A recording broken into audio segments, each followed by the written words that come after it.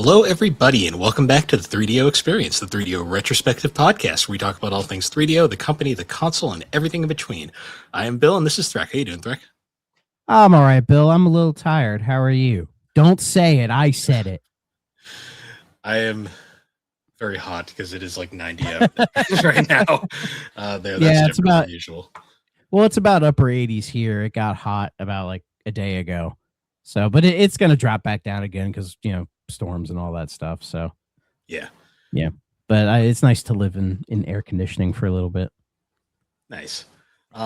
We have a guest on for this episode. We got a returning guest. Casey's back. How you doing, Casey? Hey, guys. Thanks for having me back again. I'm ready to turn and burn. I don't know about you guys. Well, you're used to it, man. Yeah, it's hot and heck out here. It's almost to the hundreds already. Oh. Yeah. Thank you. New England's fun because we can go from that to like 30 just a day, and it's like okay. Well, I mean, yeah, it's like 88 now, and then like in 2 days, it's gonna be like in the mid 60s again. Yeah, I don't even know. I'll take that over what I got. That's Come on over. It's just hot. Always hot. Yeah. My next 3 days are all in the 90s, and that drops down to like the 60s. So yeah. Oh my. New England. Probably a preview of the summer. It's just going to be 90 degrees every day for like 4 months. As long as it doesn't rain every day, because last year it rained like every freaking weekend, and it was miserable. But it is what it is, man. That is me once again talking about the weather to start a podcast. Of course. Because God, we're getting old. I mean, we got to open with something, right? So fair. But we have Casey here because we're talking about another FMV game. He's our FMV specialist.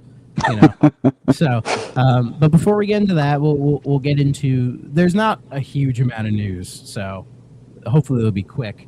I did cave. I bought the early access of Forza Horizon 6. I said I wasn't going to. I did it anyways, and it's amazing. I'm already like 10, 12 hours in. I am having a blast. It is so good. It's like I loved 5. A lot of people don't like 5, and I see the reasons why. And it'll always have a special place in my heart for introducing me to the series and making me a fan. But yeah, 6 is so much better. Like the map is so much more. There's much more variety through like the urban environments, the snowy Alps, where you can see like Mount Fuji, and then I can drift in a K truck through rice paddies. It's great. It's phenomenal. I highly like when it officially comes out. By the time you're probably listening to this, I'll race. Open invitation. Anyone wants to race with me in Forza, just let me know. So, and apparently it's doing very well. Like it's peaked at like almost 200,000 players on Steam. And this is in the early access to where on Steam, you have to pay $120 to play it early. Cool. So, yeah. And then, of course, with however many people bought it, say, on Xbox, the full 120, or like me, just paid the $60 upgrade because of Game Pass. So it's much higher than that. So it's been doing really well. It's got a 92 on Metacritic. So, I'll be curious to see where this sits in the Game of the Year talk at the end of the year.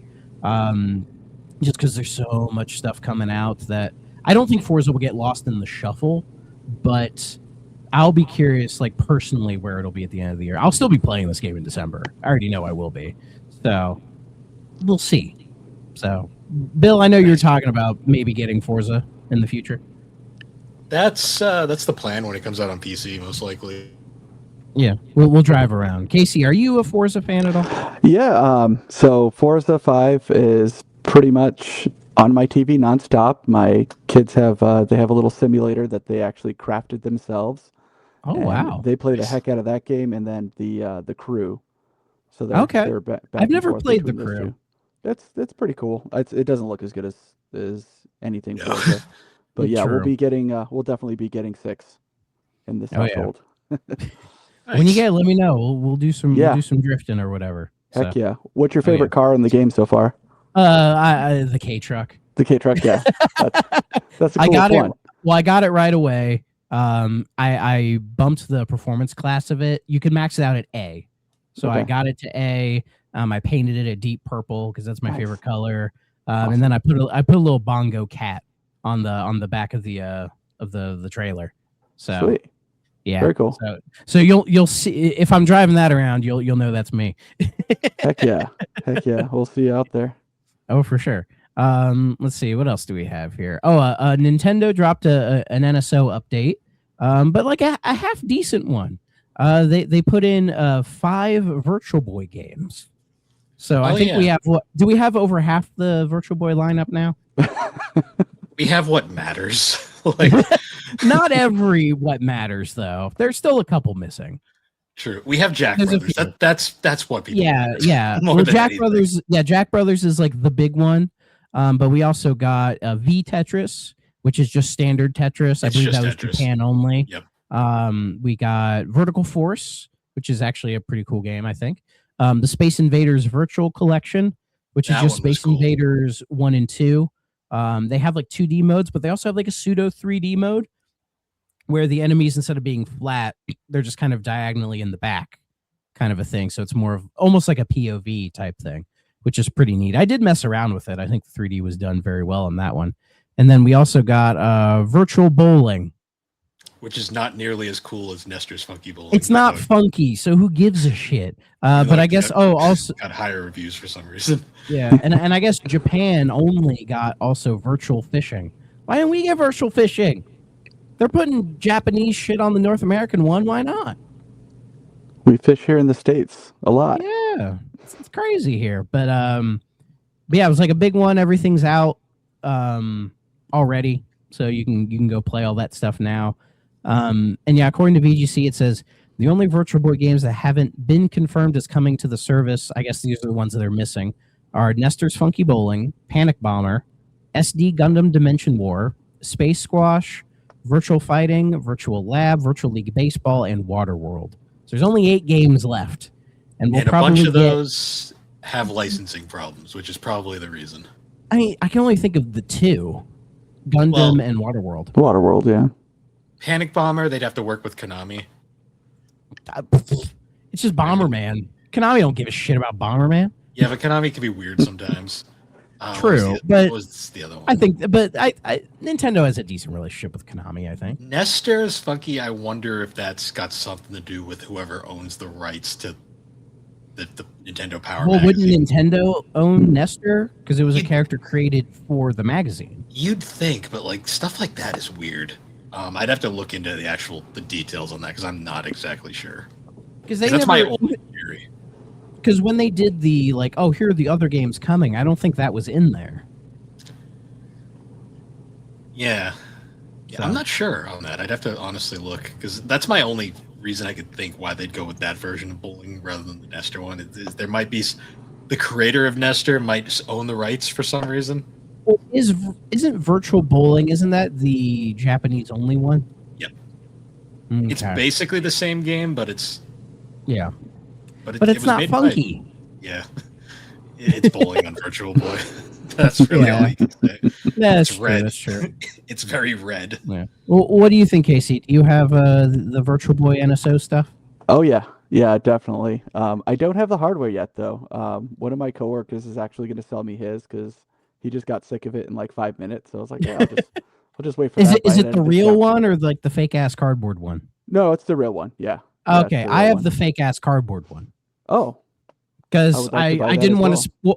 I didn't want to spend $100 on it. I was like, this is like 25. I was like, yeah, sure, it does the job. Yeah, my cardboard Labo sits at my desk at work. Nice. But this one you don't have to set up because it also has like foam and plastic and like the special like lenses to mimic the Virtual Boy stuff. So it's already pre-built when you get it, which is actually really nice. So that's awesome. No, that's cool. Yeah, I'll be getting the hardware soon, but I've already got all the stuff downloaded.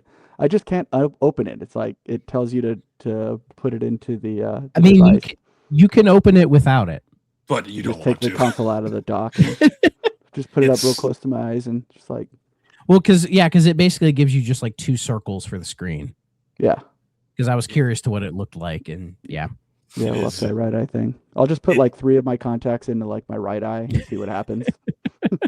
Yeah. But yeah, I love that stuff, man. I had the real Virtual Boy back in the day, and it used to sit on our kitchen table and just give us headaches. And I still loved it. I still played the heck out of it.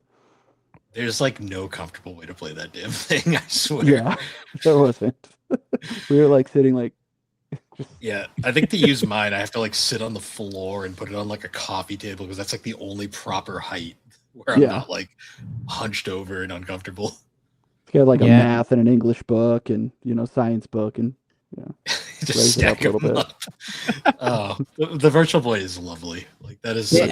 Even the cardboard one is still kind of a pain because it's just because you have to hold the Switch like this and then just kind of shove it up into your face. Like if I'm leaning back in the chair, it's okay, but that's really like the only way to do it kind of comfortably.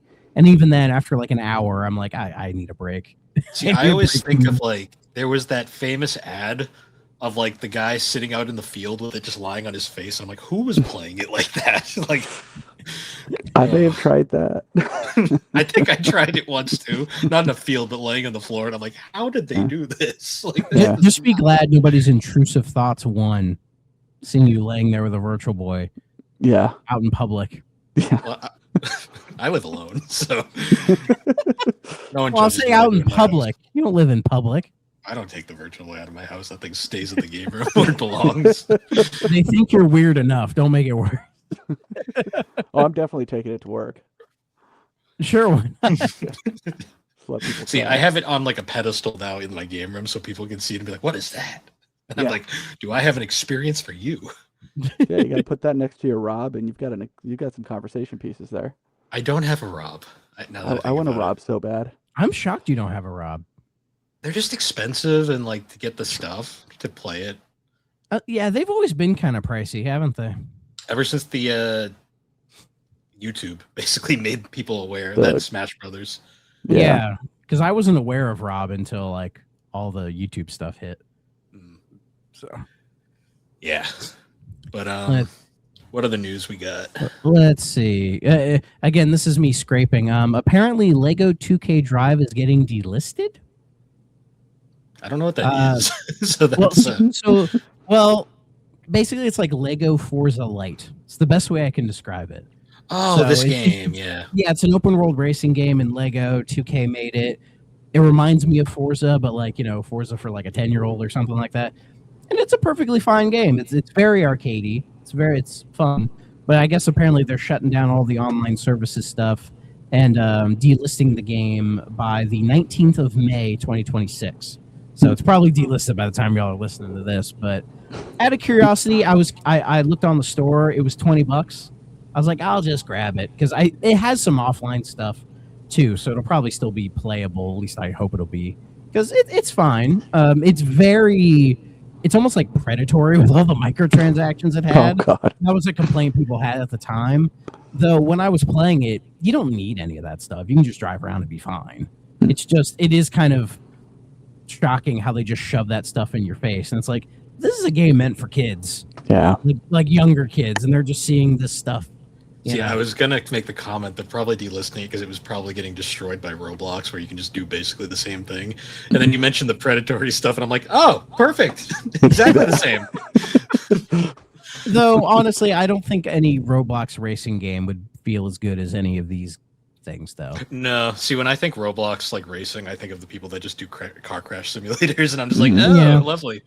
Or the official Sonic speed simulator-y thing, which is way better than has any right to be. See, anytime I look up Roblox, like I'll take a 5-second look at it and I'll just go, that's enough internet for today. That sounds about right, yeah. I went and bought it, so I was like, it's all right, why not? So, nice. We'll see. Physical copies of it will probably go up in price, so there you go. As they do. Yeah.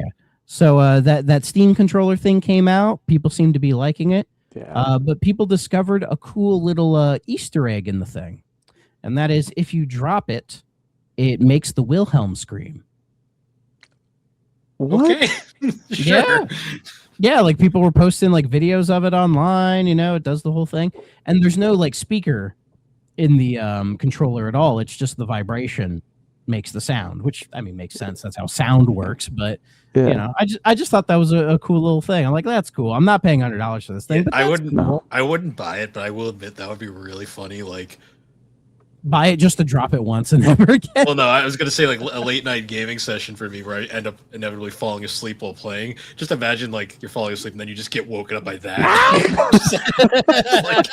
like, that would be funny. Like that would legitimately be kind of funny. That would be funny. Yeah. Oh. So, I mean, that thing's been sold out like crazy. I think there are eBay listings of like in the thousands of dollars, but I think Valve is counteracting that by having like it's like a queue or something. Like you can order it, and then they add you to the list of like, we're making them, so we'll just increase our production order. And then I guess while you're waiting, they give you a voucher for like just a free game while you wait, which is nice of them. That's cool. Look at Valve being nice, huh? Good for them. They like their customers. They do. Speaking of not liking their customers, PlayStation Plus is announcing today that it's going up in price. So it's PlayStation. The Essential is now $10.99. Was it originally $9.99? Something like that. Yeah, so it's going up. Yeah, so it's going up a little bit. The 1 and 3 month subscriptions are all going up. So it's about like $1 for a month, $3 for 3 months, kind of thing. Not a crazy price in the grand scheme of things, but it says to me that like Sony knows they have everybody by the balls, so they're like, yeah, we can just do this. Who fucking cares? Because on the flip side, you had Microsoft dropping Game Pass Ultimate, down in price, which was a good thing, and then seeing Sony being like, nah, we're gonna raise our prices. So and then you know for a fact that now Nintendo's gonna be like, oh well, Sony did it, so just gonna raise that in the background. Even though the NSO is the cheapest of the three, for what it has and what it offers, But that's the thing. Nintendo always gets the pass, so like they'll be like, "Oh, yeah, the heat's on Sony. Let's just raise this in the background while no one notices." Just a little bit. Yeah, I mean, I'm honestly shocked the NSO expansion hasn't gone up like $10. Yeah. I mean, it's only $50 a year, so it's like that's really not that bad. So going up to $60, most people be like, yeah, whatever, I guess. If it increased the output of games, that would be nice, but it probably won't. So that's kind of the issue I would have. But and with this increase in PlayStation Plus, I don't think they're changing anything about it. Like I don't think it's really going to affect it in any way. But it's just one of those things where it's like that's dumb. It's just like every streaming service going up in price. It's just a thing that happens now, and it sucks. But what are you gonna do? Yep. Exactly. Are you are both of you subscribed to PS Plus? Oh no, not PS Plus. NSO. I've got the family plan. I do have NSO. I got I have PS Plus just to play online, which I don't do frequently, so I should really reconsider that. Yeah. We played Helldivers once and then never again. I mean, we could play it again. It's just, organized and everybody's a pain in the ass. We've been doing good lately. So. Well, yeah, but that's like just dicking around on NSO. True. Yeah, I hate Mario Party, and then they win Mario Party. It was fun. So, and then so our last bit of news. Okay, so this was like a weird request from our good pal Schnickerman. Oh, this in the 3DO chat in Discord, he wanted us he wanted me to add this to the news story, so I humored him, and I did. So this is from a Kotaku article where there's I don't know if any of you guys know this, but there's this game called Poop Slinger. Oh, I know about Poop Slinger. And it's a game where it's very self-explanatory. It's exactly what it sounds like. Oh boy! And it was released but it's worth like $1,000 because it was a very limited physical run. I think it was only like 50 copies or some crazy small number by a company called Limited Rare Games. And they did the 50 or whatever, they sold them, and that's why they're a crazy high price. Well, apparently the other day, a bunch of retro game stores were getting mystery packages, and they were just like copies, fresh sealed copies of the game. Oh. Like six, like boxes of like 6+ in there, and they were all posting videos of like some people being like, I don't know what the hell this game is. Do you know what this is? Joking about it. And then they go online. They're like, oh, this game's like $1,000 a piece. Like, what the fuck is going on? And it's just created a lot of confusion where everyone's like, what the hell's going on? I think what it is, from what I know, if you're printing a physical copy of a PlayStation game, Sony's minimum is 1,000, I believe. And so my guess is he probably printed 1,000, whoever this limited rare guy is. It's got to be just some weird shit poster who has connections or something. But he probably printed 1,000 and then, sold the 50 or whatever. And then who knows what he did with the other like 950 or whatever. And then somebody found him in a warehouse in Virginia and is just sending them out. Again, it just feels like a whole shit post, because in this Kotaku article, they actually link to one of Schnickerman's videos, which kind of shocked the hell out of him. Because there's a bit where it says, through Limited Rare's own erratic antics, and that is a hyperlink to Schnickerman's very in-depth video about the history of Limited Rare games. And honestly, it's very well done. It's like a 40-plus minute thing. Like, he deep dives into it. So shout out to Schnick for really going in on the thing. And I learned quite a bit watching the video as well. So yeah, it's just a weird thing. Another thing in the line of this company, because I guess in response to this, they posted a video response that is just like this guy on Cameo called Hard Rock Nick. It's like the Costco guy or something. I don't know all the details, but like it just, to me, it feels like whoever did this, like this whole Limited Rare thing, is like somebody taking the piss out of like game collecting, trying to turn it into a complete joke, and the people bought it hook, line, and sinker. Wow. When the satire is so good that you forget it's satire, This feels like some sort of like, when I heard about this, I was like, this feels like it's either like one of the most elaborate social experiments I've seen in game collecting recently, or this is like one of the longest con like troll jobs I've ever seen. I think it's both. Honestly, yeah. Because Schnick tried to do like, is it like Limited Run doing this like weirdly on the side? I don't think so. Again, I don't think Limited Run are that clever. Could it be a guy within the company doing it? Maybe. That's possible. Or somebody like connected to these other like limited physical game companies that do all this stuff. It's very possible, Honestly, I would love it with some dude who worked at like Sony just being a shithead. That'd honestly be kind of amazing. But that would be cool. Who knows? Maybe it's Reggie. It's got to be Reggie. He needs something to do, right? This was Doug Bowser's modus operandi the entire time. That's why they never put games out on Switch. People would have found out. Yeah. Like all their limited stuff has been, I think, PS4 only. Like nothing else. So and I even went to their website. They're like, I have another game. It's like called Christmas Pickle or something. I don't know. Yeah, it's very strange company. I do appreciate the like fuck you-ness about the whole thing. I do like that. I appreciate taking the piss. Like when I saw that, because I remember when that game initially came out, because I had a few friends in the collecting scene that got copies, and I'm just like, you guys are crazy, but just go for it. Yeah, like it feels like it was a joke on them, and they didn't get the joke. Because they were like, you got to get in on this. I'm like, no, I don't. Like, I really don't. I want to own good games. I don't want to pay money for Poop Slinger. Yeah, I've seen footage of it. It's whatever. It's exactly what it sounds like. Yeah, who gives a shit? It's probably on Roblox. Probably. I'd rather play Roblox. There is probably a Roblox version of it at this I bet there is. Oh, There's absolutely. There's a Roblox version of everything. It's insane, I'm sure somebody made it in Dreams. Back when Dreams was still a thing. I mean, Dreams is full of people slinging their poop around, and calling it levels. I laughed. Sorry, I haven't heard a lot of good things about people making Dreams levels. I'll just leave it at that. The thing about Dreams is it's an amazing program that, when given to the public, was like, yeah, this is exactly what I expected to happen. Yeah. It's basically like if you gave people like Unreal and said, go for it. They're not going to know what the fuck to do with that. I was like, damn, Media Molecule, you didn't need to go so hard and expect good to come from the community. Nintendo had it right with Mario Maker, but even then, like 90% of Mario Maker levels are fucking trash too. Or they're automated. or they're just automated. One in the same, Bill. One in the same. I hate the auto levels. I'm like, why am I doing this? I know. They're either that or Mario frustration.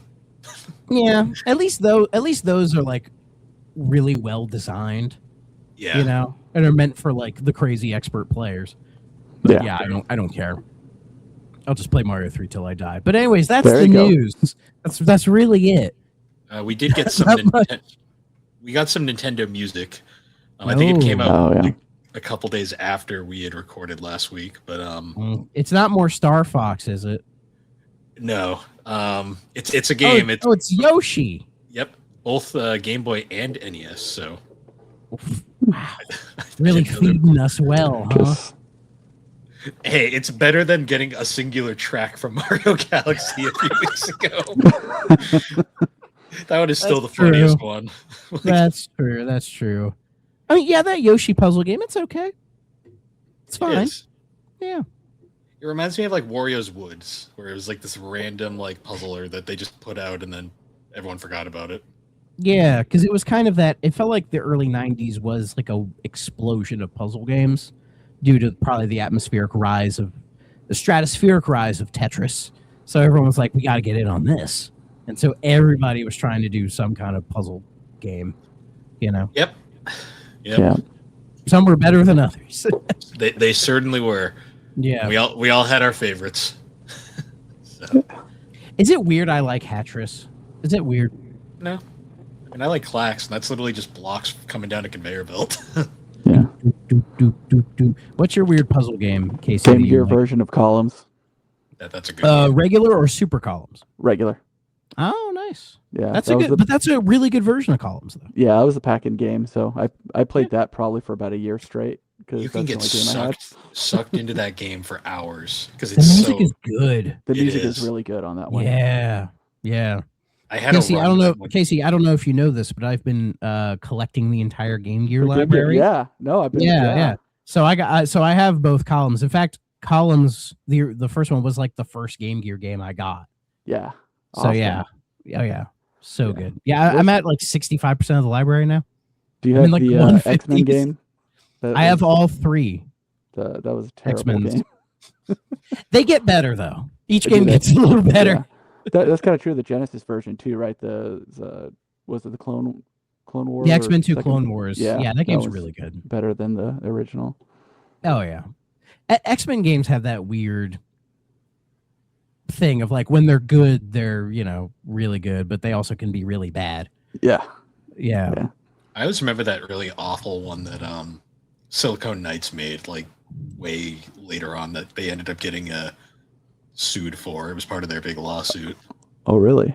What the hell game was that? X-Men Destiny, I think it was called. It was all part of that. Oh, was it that like weird like action RPG thing? I think so. All I remember is it was the game that they claimed Unreal. They got the broken version of Unreal from. Oh yeah, because it was after 2 Human. Yeah. 2 Human had all that controversy as well. Yeah, because that's why. That's why you can't technically find 2 Human or X-Men Destiny like new in stores because it's technically not allowed to be sold anymore. 2 Human, you can buy it for free on the Xbox store. Okay, that's actually an interesting way they go around that. I found it for $1 at a bargain bin at a retro store. Nice. Yeah, when I found that out, I claimed it on here immediately. I'm like, I might as well just grab it. And then you played it and you just go. I haven't played it. You can tell it started development on the PlayStation. Yeah. Oh yeah, I can see that anyways, but Silicon Knights, what a weird studio. They were a one-hit wonder, honestly. Like 2 good games to their credit? Maybe 3? Yeah, 2 good games and a remake. Yeah, that's true. Because they technically made the first Legacy of Kain before Crystal Dynamics said this is ours now, and then just continued on. Kind of the same with Tomb Raider, wasn't it? They just kind of like, this is our franchise now. Well, that wasn't they didn't steal it from Core. That was more Eidos was like, we don't trust you anymore. We're giving it to them. Eidos stole it from Core and gave it to Crystal. Eidos was like, they Robin Hooded it. They were basically, we don't trust you anymore, so we're just going to give this to them. And they were right. Yeah, because Core's last game was not good. Dude, Hurdy-Gurdy's a banger. What are you talking about? No, their last Tomb Raider. Oh, Angel of Darkness. Yeah. I've heard that remastered version of it is an improvement. It's an improvement of a game that's still inherently flawed, though. Yeah. But give them credit for trying. It's like if they fixed Sonic 06's controls, it would still be an inherently flawed game. I mean, I think if they fixed Sonic 06's controls and got rid of all the bugs, it would be like a 6 out of 10. Well, the bugs make it fun, to be honest, so it'd be less fun. You're a fucking freak. What? I love kicking rocks and getting flung to the stratosphere for no reason. I know you That's do. You're fucking hell, whatever. Anyways, yeah, that's everything. And yeah, Eternal Darkness, it's a great game. Okay, now let's move on to our main event, our main course. You know, a million pounds of tube steak. That's right, folks. We were talking about Sewer Shark, the interactive movie rail shooter game developed by Digital Pictures and originally published by Sony ImageSoft for the Sega CD. That's probably where most people know it is. In the Sega CD in like late '92, I believe it was a pack-in for the CD, wasn't it? It was a pack-in Model for the 2. Model 2. Yes. Okay. Yeah, and then it got a 3DO port in 1994, which is the same game, but the UI is a little bit different. The video is enlarged and a lot cleaner, but in a sense, it is still the same game. An infamous game, I think. When people think of like Digital Pictures, they think of Night Trap and Sewer Shark usually. Is this But the first Digital Pictures games we've done for the show? I was trying to think, did we do Night Trap already? No, we have not done Night Trap yet. We've been saving that one. Then this has to be our first one. Because I was gonna say, when I was thinking about this now, I was like looking into it a little bit. Like, apparently this game was originally in development for a system called the Control Vision that never came out.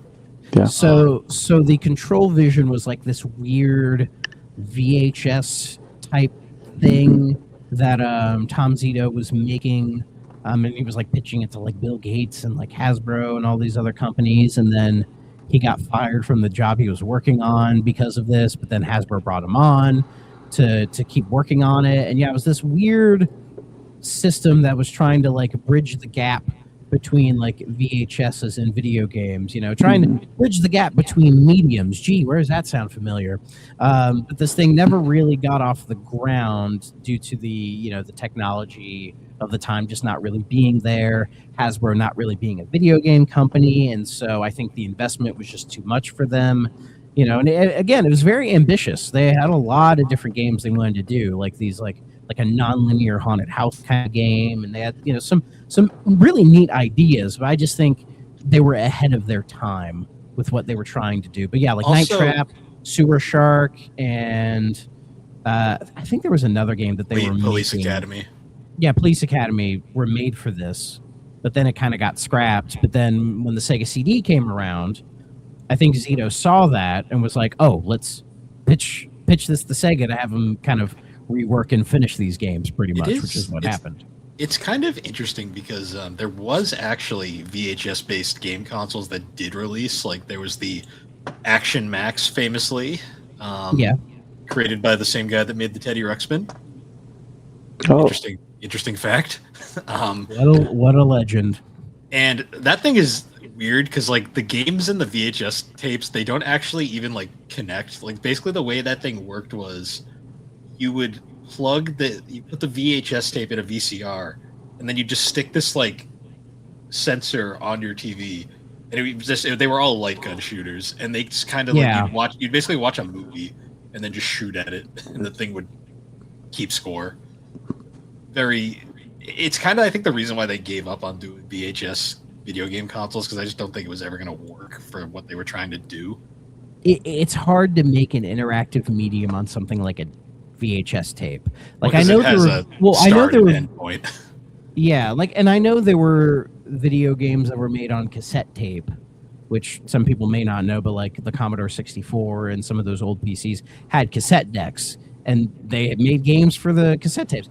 I don't know how the hell that worked, but I don't care to know. So, but VHS, I guess, isn't as malleable, because I think with cassette tapes there is a way to put like digital information onto them, right? But VHS is purely analog.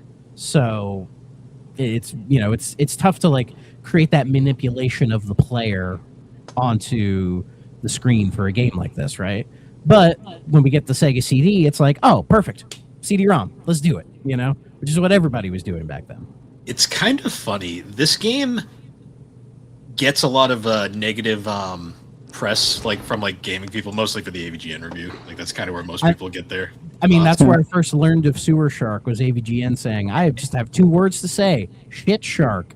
He doesn't even cover it. He just shows like 2 seconds of it and just moves on. And I'm like, that's everybody's opinion that has never touched it right there. But also, around the same time, a little bit later, Spoony did a whole in-depth review of it in his Sub FMV Hell series. I actually rewatched that video for this just to see. And it was like, man, it's not one of his videos that like hasn't aged well. Like it's actually fairly okay.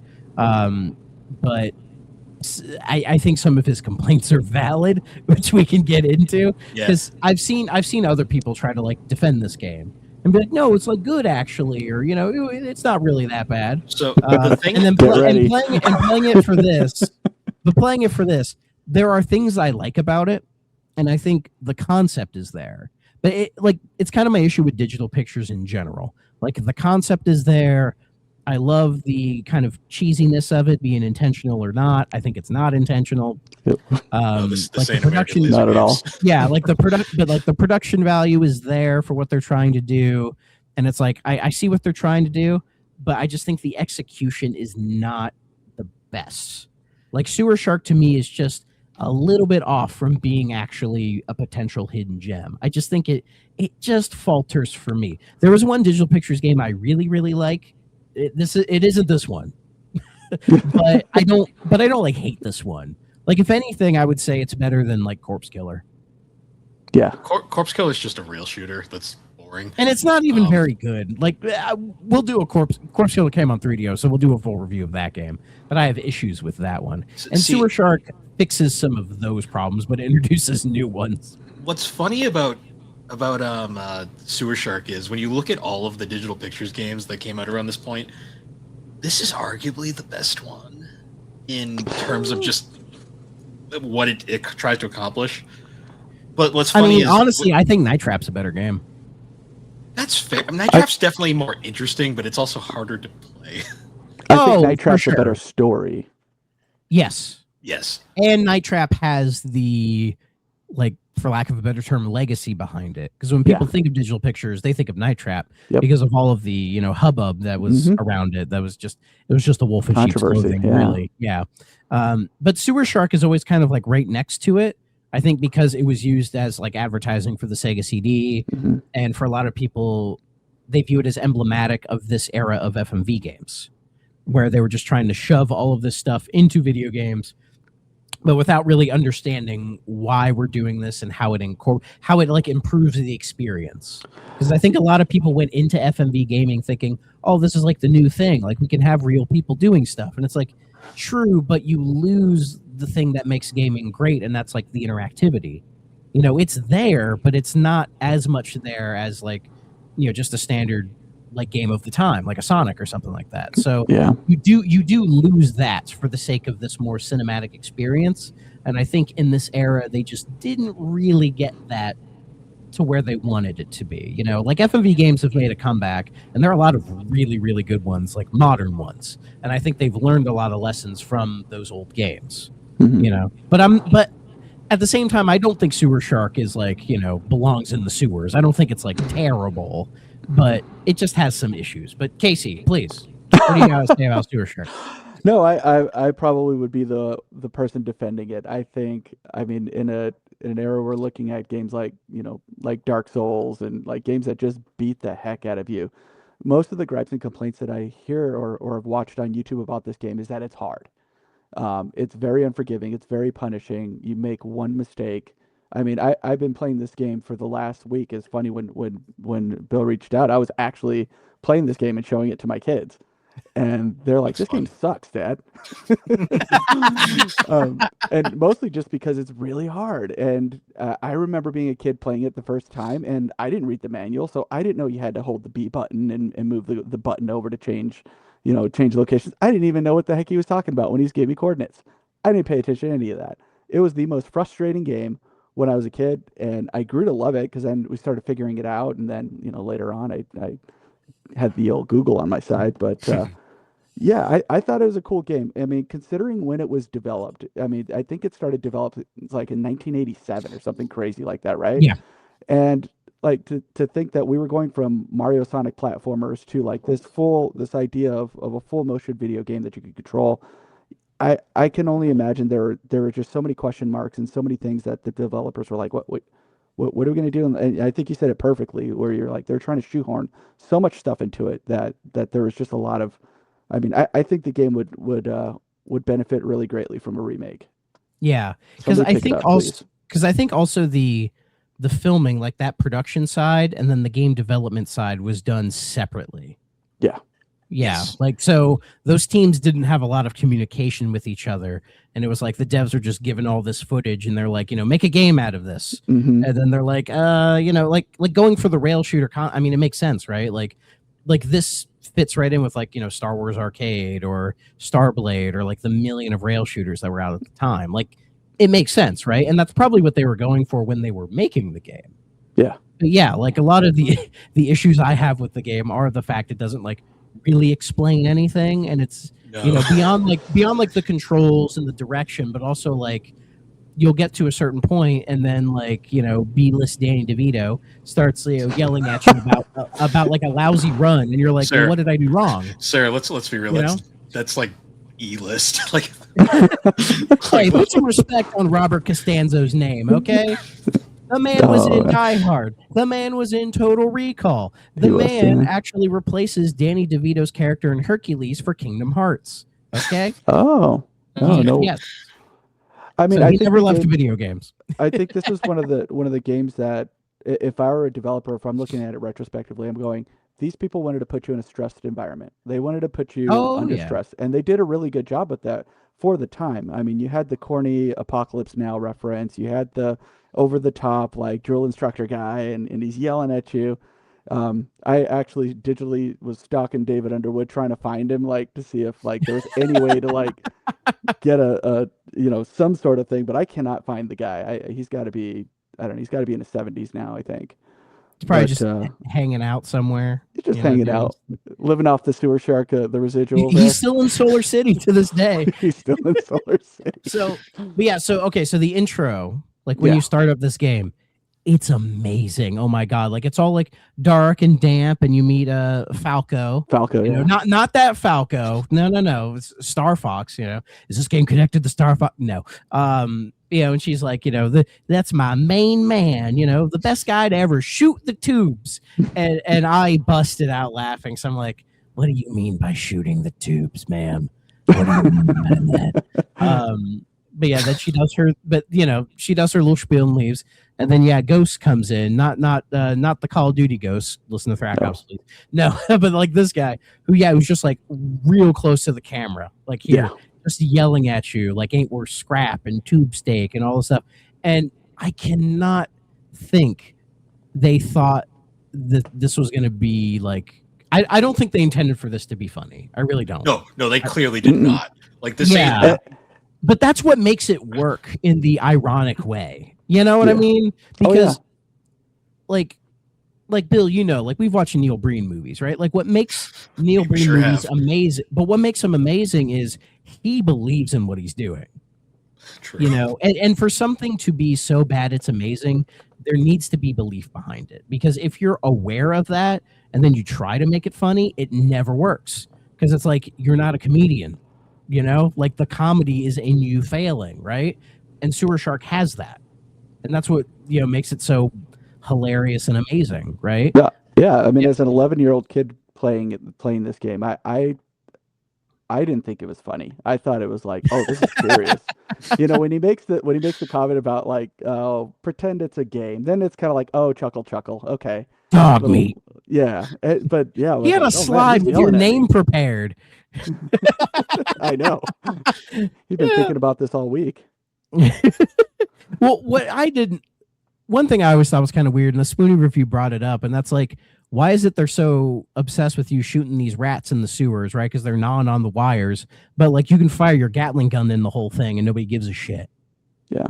Like what's that? But it's like, it's a video game. Maybe we shouldn't think about it that hard. And like they reference those little weird rat things.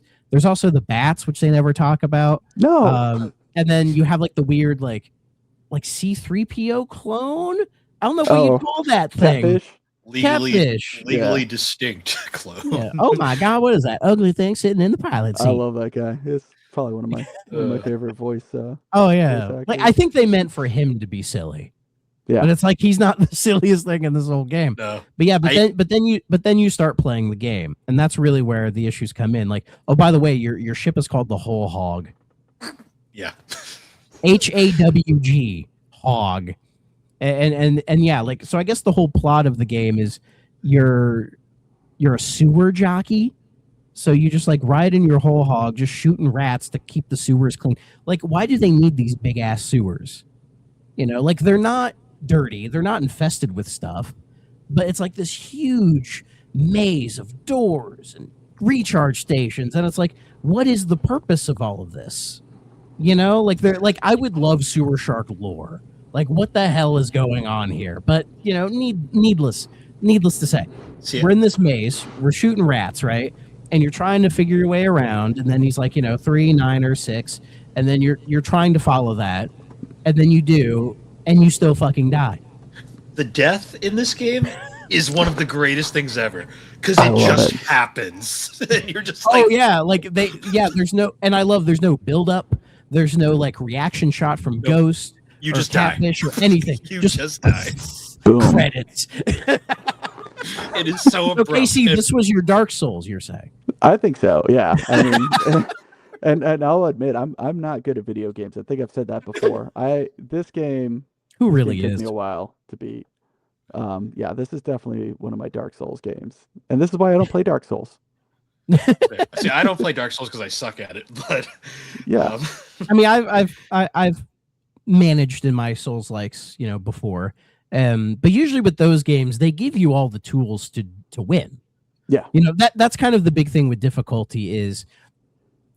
Like, it's okay if a game is hard if it gives you all the tools. Like, here's everything you need to know. Here's all the stuff you need to do. Now go do the thing. Now it's just up to your skill, right? And that's fine, right?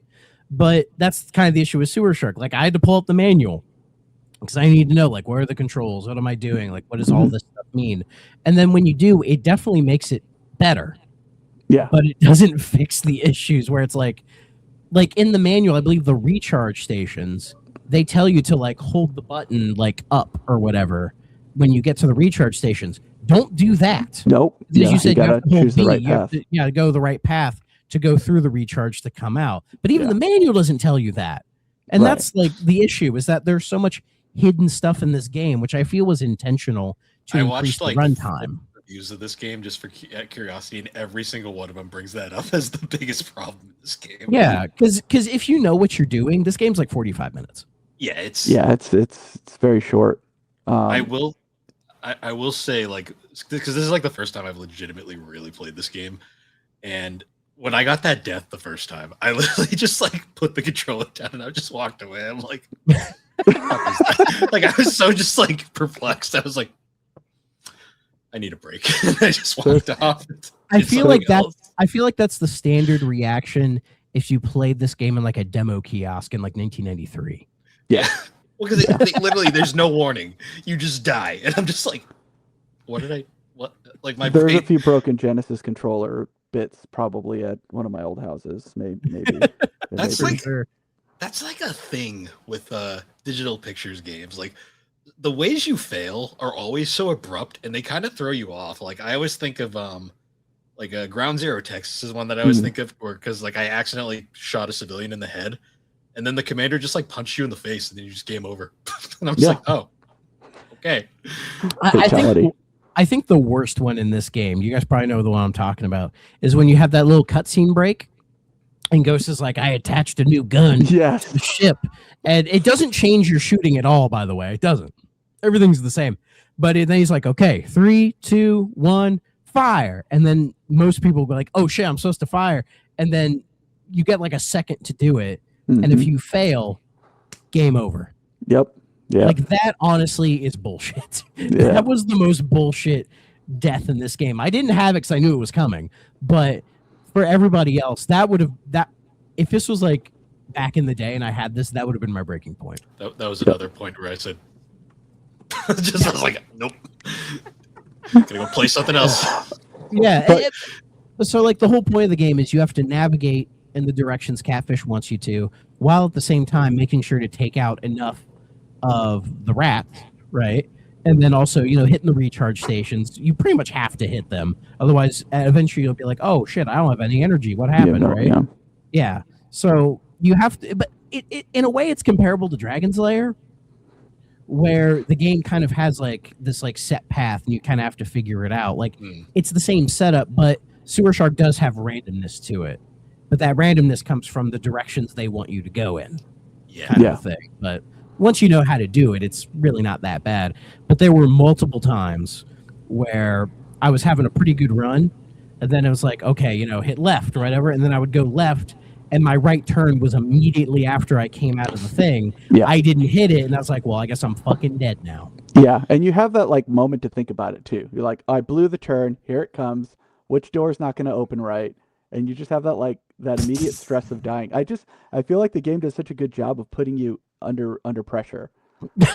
And it demands all of your attention. Like if you're chasing those stupid bats, which are like impossible to shoot, and I don't know why I used to be so much better at it when I was a kid, and now I'm like, why am I chasing this freaking thing around? It used to be so easy. And then I miss the turn, and then okay, well I'm gonna die. That's life in sewer. That's life in the sewers. Yeah. One thing I'll bring up is because I noticed it right away, and it kind of threw me out of the game in a way. Was if you pay attention to the full motion video background, like the way it's rendered, because it's very much just a looped video footage. It's very well looped, I will say. It's not bad. I'd love to see like making of behind the scenes footage of this game. I was gonna say, because once you notice this, you kind of can't unsee it. It's like literally just a few like recurring looped segments. And like once you see it, you're like, oh, it's literally the same thing just over and over again. It kind of threw me out of it. Because the first door that kills you, the one that like half opens or whatever, like basically they just pause the footage right there. Yeah. Because the full footage, you see it earlier, the whole thing opens up, Yeah. But limited tech with what they had or whatever. But yeah, I would love to see them like actually like these sets that they built and then like how they filmed this stuff. Like would actually be really interesting to see, but I don't know if any of that footage is out there. If it is, it's gotta get hold of Tom Zito. You know what's interesting to me is a bunch of these Digital Pictures games have been re-released on modern consoles. I think one review I watched. Villains. Yeah, Screaming Villains. Yeah. One reviewer I saw to the point even was like, a bunch of these games have been released on modern consoles for whatever reason, just in this like very like just annoyed voice. And then they commented, but Sewer Shark for whatever reason has not. Like it's one of the weird ones that just has been kind of ignored. And I feel like they probably don't like it either. That might be the problem. I don't know, but because at least with like say Night Trap, you do have some wiggle room if you mess up.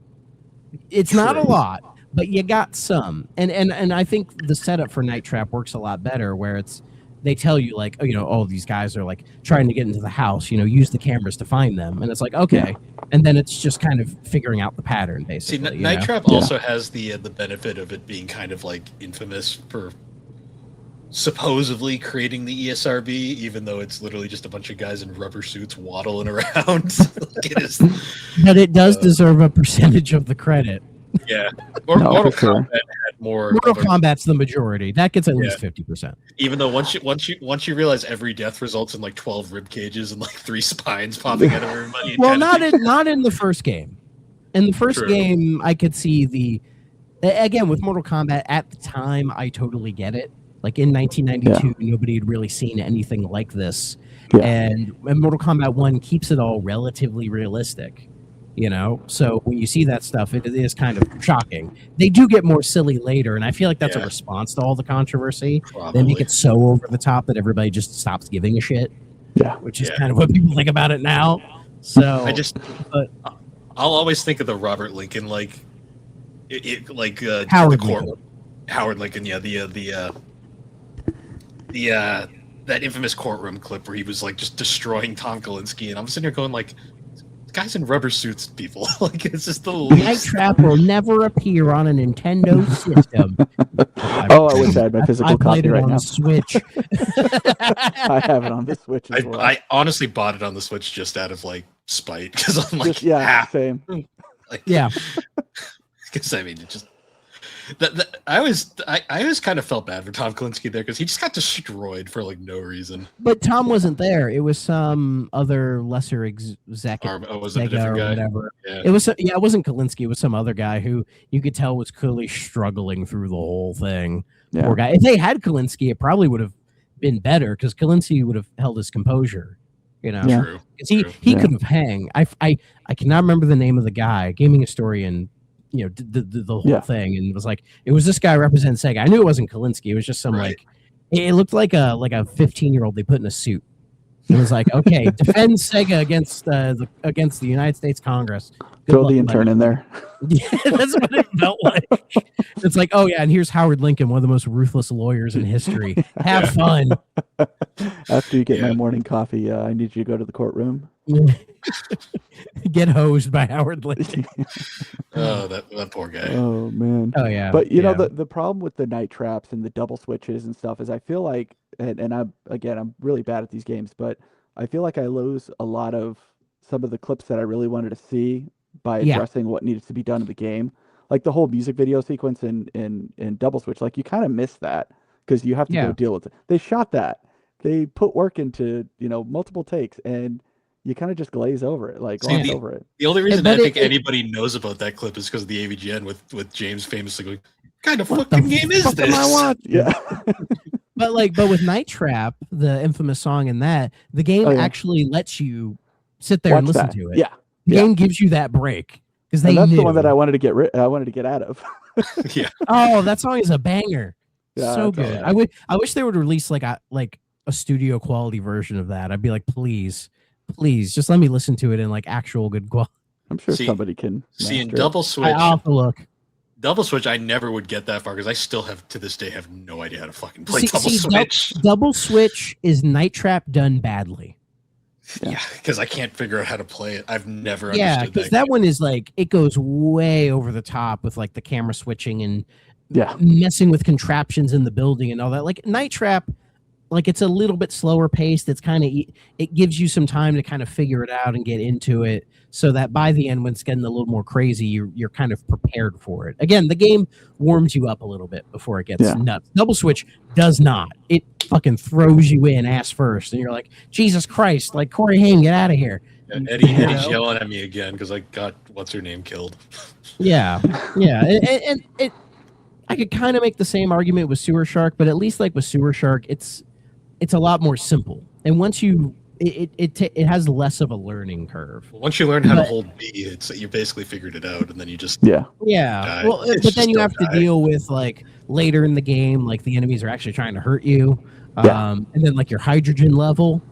I can only imagine like playing that game, and then it's like, oh, that little bar is at red. I blew up. What the fuck happened? And they never tell you. They never explain the hydrogen thing ever. Until when it gets really high and the ghost is like, hey, take care of your hydrogen level. And you're like, what do I do? And then it's like, oh, this button I haven't pushed. Sure. And then Catfish just shits out a hydrogen diffuser. As we all do, right? Yeah, as we do.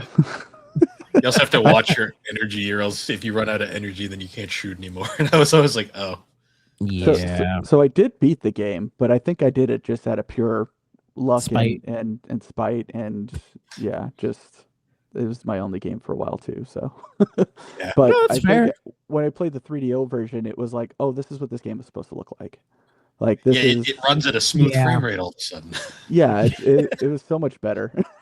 and you get like the like MIDI tracks as opposed to the Genesis soundtrack, which I don't mind. It's kind of scratchy, but in a way that kind of fits the grungy theme of the game. So hot take. I think the Genesis track, when you're playing, is better than the 3DO track. I kind of agree, actually. Yeah. But that's just my love for that sound chip. See, Yeah, I'm also beautiful. not gonna lie. The full motion video on the 3DO is much better, but I kind of like when like they showcase like the footage, like the face shots, like on the CD because they're so shitty. That I'm like, Yeah. there's Oh, just yeah. there's something about Sega CD full motion video that's so awful that I kind of love it. Like it's Again, like, it's that like early '90s grungy kind of thing that weirdly fits, you know. And that's the thing, we haven't talked super in depth about all the other FMV stuff that happens. You know, where you have Ghost yelling at you from the back seat. Like Falco gets kidnapped because she gets too close to Solar City. I think I don't Yeah, quite she was know. in Sector 19. and Sector that- 19. Yeah, Yeah, you're not supposed to go to Sector 19. yeah. And then I love that what Stenchler, like he has like this like blonde lady with him Yeah, who's Girl like meant Friday. to, Yeah. yeah, who's like meant to be like a bimbo, but like has all like the smart language, you Yeah. know. This is mutiny. And then the iconic moment. This is iconic when you catch Stenchler and he's like surfing with a big old hot dog in his hand and her like behind him. I'm like this is peak male performance right here. see, this is why I was so bummed that AVGN like just glazes over this game because that shit like that, I'm like that would have been perfect for the Like review. that's so good. I honestly I think like James Rolfe is not a great gamer either, and I imagine he couldn't get past like 20-30 minutes of it and just said, yeah, fuck this. I guarantee you that's what happened. He thought of the joke shit shark and was like that. Yeah, well, That'll do it's a Spinal Tap yeah, reference. it's shit Shit sandwich. sandwich. Yeah. I mean, I would have made the same joke. So I know. It's easy. It's easy to shit on the game. I mean, it really is. But I mean, don't it's know. in a sewer. It's in the exactly. I mean, No pun it's- intended. But hell, it's easy to- No pun very intended. Unfortunately, it's really easy to dump on all Digital Pictures games in a way. Even though, Oh like, yeah. they Again, don't there is all deserve it. there is one I will defend, but I'm not saying the one. I want you'll find out eventually. Yeah. But there is one I genuinely like. See, it's It ain't Sewer Shark though. but I could admit having a little bit of a soft spot for it. Like, but again, it's all like the Stenchler Solar City stuff. Yeah. I think it's just like he just really brings his A game, and he's like, yeah, I'm gonna be like the cheesiest like Saturday morning cartoon villain I can he's be. like the one person in this and that it's so actually was good. like he's like the one person in this that was actually like trying to be funny and like actually like was just fully committed. Like everyone else was just He knew the assignment.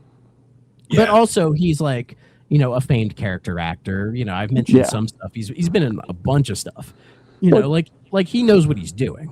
yeah. the Girl Friday owned the role pretty good too, and I felt like they played pretty well against off each other. Yeah, I liked her. Whatever happened to her? I don't know. Like I don't know what happened to any of them.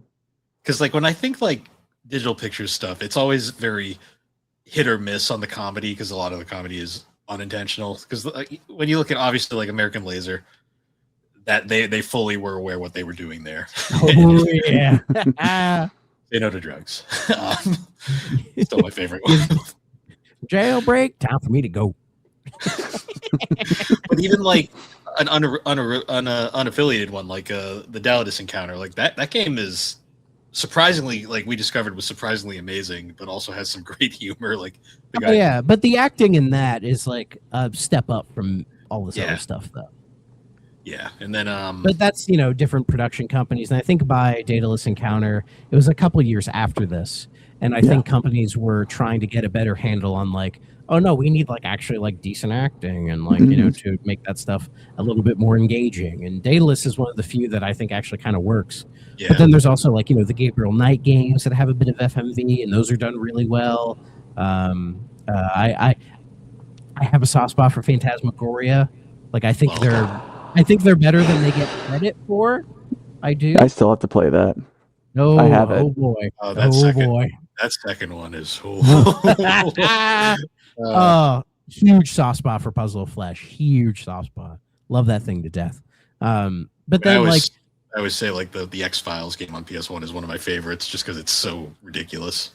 yeah, and then there's some other ones that are like fucking nuts. Like there's a game called Fox Hunt on like PS1 that is an absolute freak show. Like what the hell is going on? I wish it was on 3DS so we could cover it, but Yeah. unfortunately, because that game is Do a special. Do a 3D out. 3D. I'd be Yeah, fine with that. Oh, that would be funny. Where we just continue down this FMV rabbit hole. Yeah. But then 'Cause, there are like- like good one, like modern ones I really like as well. So, Oh yeah, like Contradiction is still a great one. oh, Contradiction is a banger. Yeah, Casey, I don't know if you've ever heard of Contradiction, but it's Nope, also I'm like looking it up. it's FMV, but it's like a murder mystery kind of thing. Mhm. You know, and but like it's all the production quality is a lot better. The game is more tailor made for the FMV stuff. There is like humor in there, but like I just think the acting is much more well done. Again, it's like modern FMV games. Like these guys, they know what they're doing. like Like- shape-shifting detective or like the Diavecchi games, kind of. A little similar-ish Okay. to that, yeah. In fact, recently I played through a whole game called a Dead Reset. It was done by Okay. like the people who did like Late Shift and all the other stuff, and it's like this weird like horror game that like every time you die, you reset the entire timeline, but you remember everything. Okay. Yeah, check it's it out. interesting. I liked it. I feel they kind of lost the plot a little bit by the end of the game, but that's you know, I won't spoil anything because it's still fairly new, but it's done fairly well. Yeah. But yeah, but again, Sewer Shark it's fine. It's not a dumpster fire, but again, I'm not going to say it's like a hidden gem or anything like that. But you know, as far as Digital Pictures goes, it's better than Make My Video. Yeah. The general consensus I saw Put the mute. from most people online, like, it's better than most people give it credit for, but it's still mediocre at best. Yeah, Which is, as you can say. That's fair. yeah, but like comparing it to some of the other Digital Pictures games that didn't come on to 3DO, like Prize Fighter. Prize Like Fighter. I think Sewer Shark's better than Prize Fighter. Yeah. Prize Fighter kind of pisses me off. The I had gameplay, that. yeah. I had that one as a kid, and oh boy, Same, boy, Supreme Warrior is kind of the same. Supreme Same Warrior. type of gameplay. I agree. As Slam City with Scottie Pippen. Slam City. See, I just these tried to ones I that think one. fumble the bag way harder than Sewer Shark. I think Oh, Sewer yeah. Shark's memorable because it at least executes what it's trying to. Like it's set up to be like, yeah, it's a video game. It makes sense at the end of the day when you really look at it. But yeah, some of these others, they're just trying too hard. Oh and yeah. it just pretty bad. Like did Double Switch come to 3DO? I don't think it did. No, it did No. not. No. Yeah, it was on Saturn for some reason. Yeah. But yeah, Double Switch is as we said, it's a fucking nightmare. That is a That one's nightmare of a more game. known. That one's more known for the footage than the actual game itself.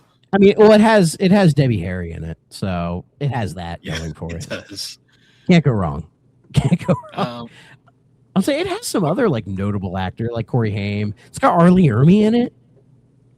yeah, one of his random cameos that he would do, Yeah. playing the I mean, playing the same he character. did a lot of weird roles. If you really look at his like acting history, it was a lot of like army stuff, but then he would slot into random shit like this. But I would like when he did the random shit, expand his range a little bit. Yeah, no, for sure. I would have liked to see Ground Zero on 3DO. I would like to see better. that one's Yeah, on visuals. Steam. That's I've been right. meaning It just got Yeah. Yeah, I've been meaning to buy it on Steam, but it just never goes on sale. I don't know if I can justify $15 for it. Yeah. Yeah, it's not too Interestingly, like, I didn't realize, but Sewer Shark actually was one of the best-selling Sega CD games, even before it was a pack-in. Before I was back in. Yeah.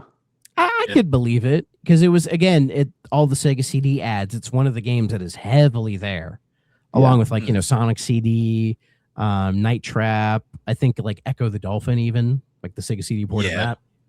So Yeah. It was very unique for what it was doing against all the other FMV games. So I had that going for it. yeah, I don't It know. got I fairly liked the game decent very rev- much. It got fairly decent reviews too when it initially came out. Honestly, even in hindsight, there isn't a ton of really bad reviews for it, other than there's most that just kind of give it an off. yeah. So I was trying to find a list of like the best-selling Sega CD games, and I cannot find one. Hmm. Yeah, it's. I'm hard just to seeing see. like, oh, this is like the best Sega CD games. Like that's not what I'm asking. I want sales data. Nobody will give it to me. I mean, I can get like the Genesis list. Yeah, I Yeah. know the best selling What game is the was best Sonic. selling Genesis game? Oh, Genesis. I know Best selling Sega CD Genesis was. game? Sonic 2? Yeah. No. Oh no. No, That's number 2. not Sonic 2. Sonic 2 was number 2. Oh, that's number 2. Oh, got it. It's appropriate. Oh, it's Sonic, the original. Yeah, Sonic 1. Oh, okay. So, yeah. But yeah, best selling Sega CD games. I'm pretty sure, number 1 is Sonic CD. That makes sense. Sonic City, yeah. Mortal Kombat's up there, top 5. Mortal Kombat, probably. And yeah, this game, probably Night Trap because of all the Night Trap, infamy. yeah. Um, Well, I didn't they think pull what it off else? shelves at some point? and they what?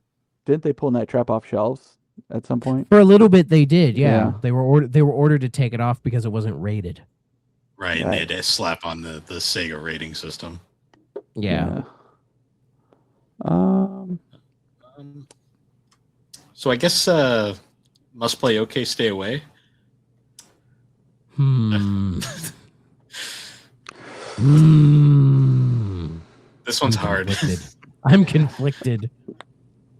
yeah. How about you go first, Casey? You like this Okay, one. so I think in context of the 3DO, it's okay. I would say if it was Sega CD we're talking about, it would be a must play. But That's fair. because it's a port, Yeah. I'm gonna say it's okay, and that's hard because I love this game. No, gonna I would say- agree. Yeah.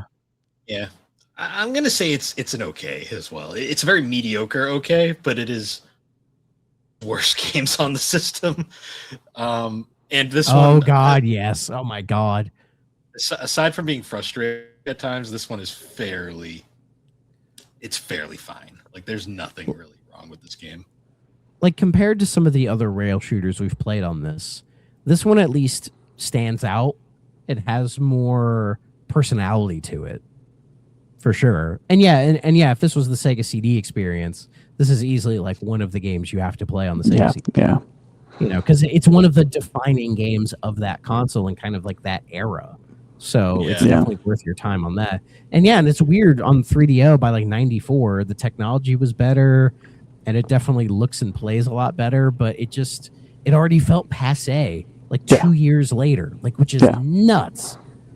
Yeah. But yeah, I'll give it an okay. There A you go. lowercase okay.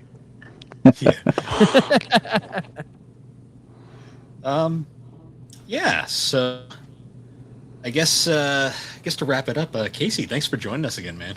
Oh, thank you all. I always learn so much when I'm with you guys, so it's always really cool, and I love talking about these things. So yeah, Of thank course. you so much. We gotta have you Thanks- back for thanks. all the other digital pictures Oh shenanigans. yes, yeah. I'm down for Digital Pictures, and then the other one. Yep. Phil knows And the which late. one. Yeah. Well, we're saving that because that's going to be a big one coming up. Yeah. But yeah. So, anyways, guys, once again, thank you for joining us on the 3DO experience. So you can find 3DO on all the major podcasting platforms. Be sure that on the Superpod Network, superpodnetwork.com. Awesome site where you can find all sorts of different podcasts, videos, blogs, a whole bunch of operators over there. Check out Tommy's new show, Video Games Analyzed. It's No, don't. No, I'm rescinding that recommendation. why do you guys have beef? No. All of a sudden?